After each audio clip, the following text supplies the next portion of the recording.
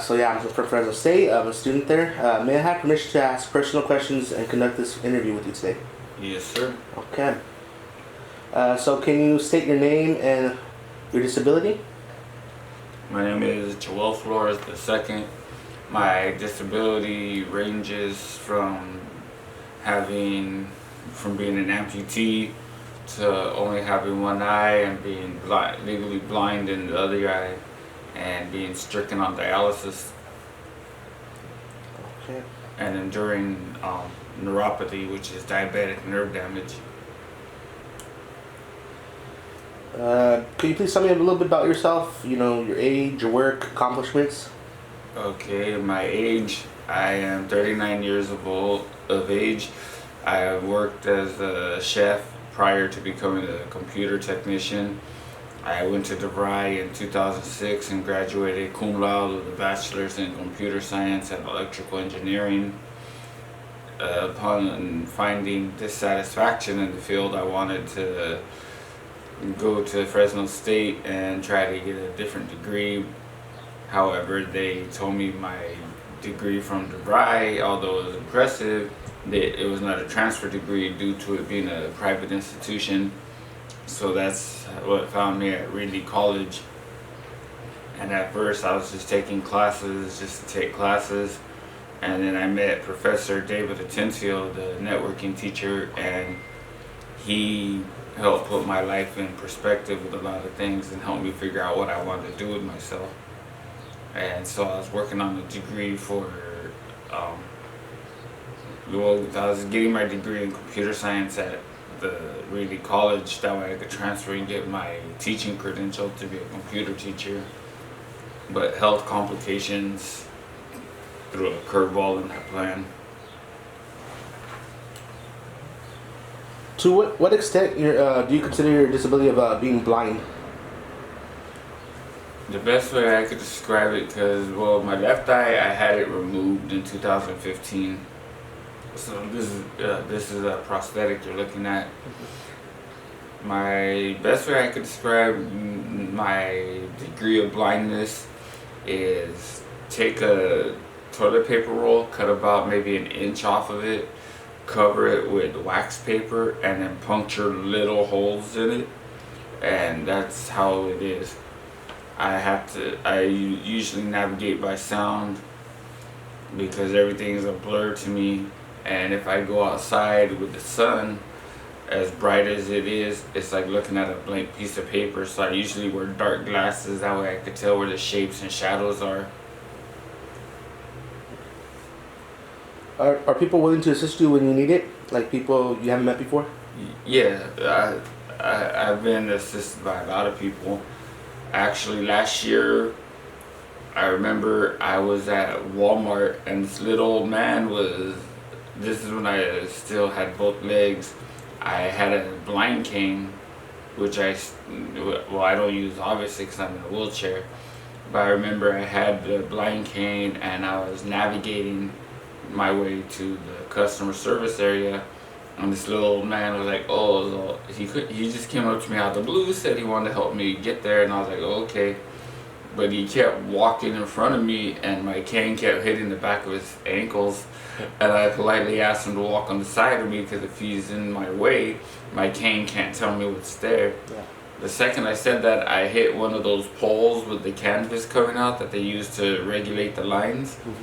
I hit that, trip, landed, and I landed like that with my fist and my ribs, and I ended up breaking 3 of my ribs in the process. No. So you want people to help you to an extent, but just be. Yeah, I mean, I understand when people try to help me that they're just being helpful. Mm-hmm. But sometimes I had to tell them, no, walk on the side of me or walk this way because you're mm-hmm. gonna. Well, let's see. Here's a question that some of my group members wanted to ask. Like when you go to a restaurant, are waiters and waitresses, do they assist you at reading the menu at all?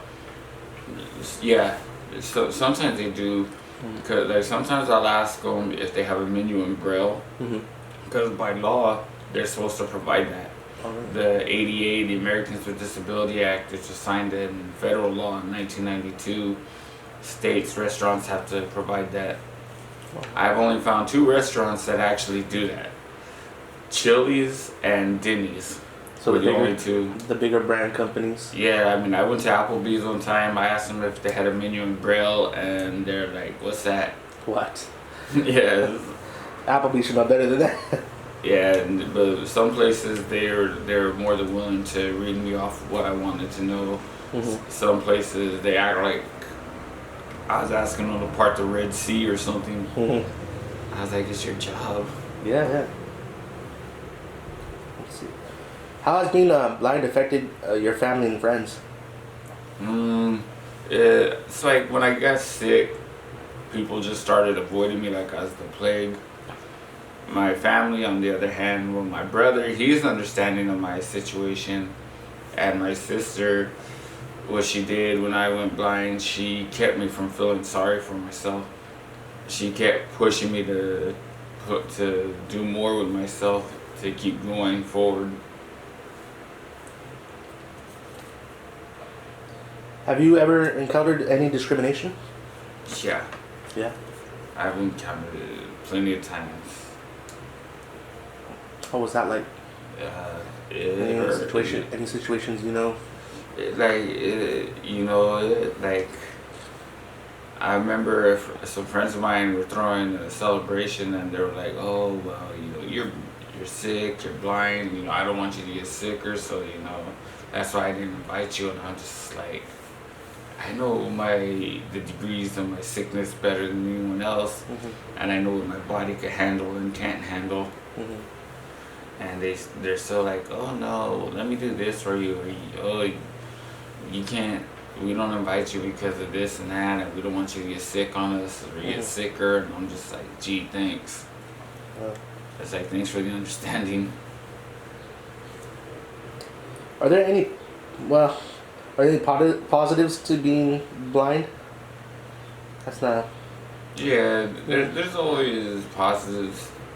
I always try to find a positive and a negative. That way it doesn't consume you.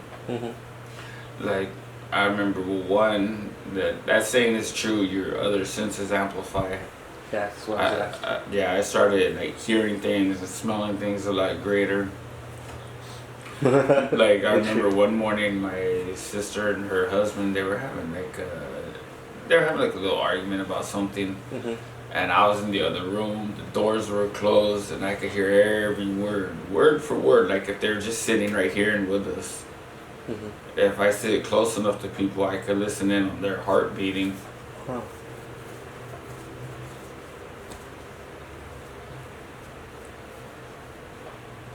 How do you get around, and was it hard learning how to since you became blind later in life? Well,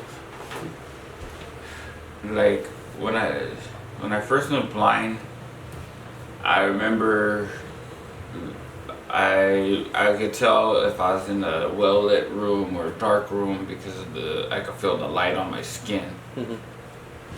That helped me a lot. And then I had the cane, and when I was using it, because when you have the cane and you're using it and you're moving it side to side, it's not supposed to be too much wider than what your body is. And at first I was going slow, that way I could learn to feel, like, because the asphalt, the pavement, like tile, carpet, they all have different textures. So like I was going slow until I learned what they felt like. And then when I come to like a step, I go and then I'd feel like the step. So I'd walk like real slow, and I'd put my feet, and then like if I was at the edge of the step and I could feel my feet, I'm like, okay.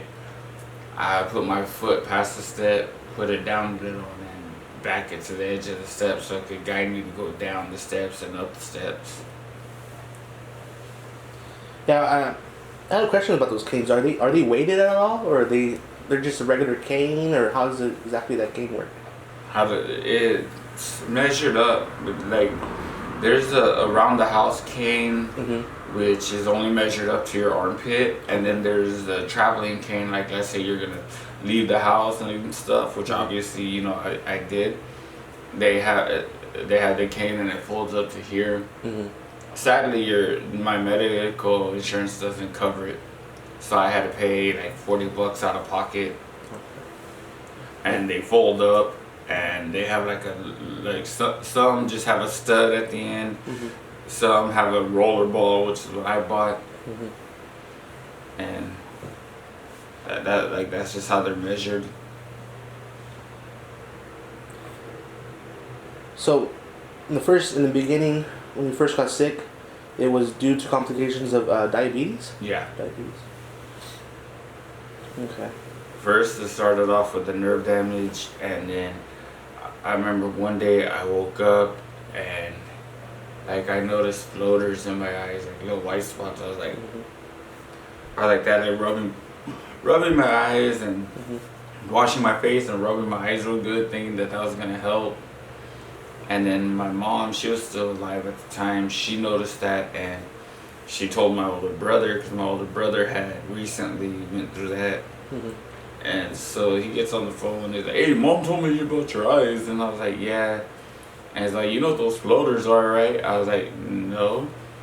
He said that was blood that was leaking in the back of my eyes. Oh.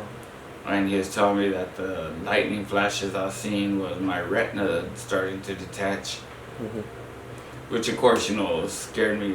And then I was telling my doctor, I told my doctor's like, "Oh, okay." And all she did was just have him take pictures of my eyes. Mm-hmm. And then when I kept asking her to write the referrals, she was like, "Oh, no, you just need to go in there and tell them and just keep telling them." And I was like, "Well, a referral, with you putting it urgent on there, would do more than me going in there and just saying it." And then it took her 2.5 years, and then she finally wrote the referral. Mm-hmm. And when they looked at my eyes, they told me I was suffering retinopathy. And I was like, English, because I didn't know what that meant. And they said, "Well, in a nutshell, your blurred vision is caused by the blood vessels being clogged because the blood's not flowing. And those floaters that you're seeing is because the blood's leaking in your eye. And you could go blind from it if it continues." And so they started doing surgeries where they had to do laser surgeries to cauterize the wound so it wouldn't bleed, and then to open up the blood vessels. And they didn't tell me the damage it was going to do after, because it helped my eyes from not going blind at the time, but it also made my eyes, it took longer to adjust. Like if I'd be outside and I'd come inside, it took me forever to adjust to the darkness. I'm like, what the heck? Mm-hmm. And it also messed up my peripheral. Did you know you were pre-diabetic before this? Yeah, I knew I was diabetic. You knew you were diabetic? I found out I was diabetic in 1999. So that's how long it took. Yeah, I showed symptoms of diabetes earlier, but I was ignoring it, hoping it wasn't true. Mm-hmm. Did you have medication at the time for diabetes, or no? Because at the time they told me it was type 2 diabetes. And I remember my brother, he suffered type 1, and I was like, okay. I had this stupid misconception that just because it's type 2, the complications won't hit me. And boy, was I wrong. Okay. So you should you're letting people out there know that if you do have diabetes, you should take it serious from day one. If they find out that you're diabetic, pre-diabetic, whatever your doctor says to do to stay on top of it, you do it. Okay. Yeah, that's a good one right there. Well, would you like to say anything about your blindness to, I guess, students that are watching her now? Yeah, if you suffer eyesight problems or if you're blind, just know it's not the end of the world. A new world will open up to you. One thing I learned as I lost my eyesight, my physical eyes closed and my spiritual eyes opened a lot more. So, you know, there is a positive behind the negative. And to the people out there who are of good health, maintain your health. And if you see somebody in bad health, just know that they're not sick. You don't have to discriminate against them. You don't have to treat them like a baby. You know, they're just as capable as you are. All right. Thank you, Joel. You're welcome.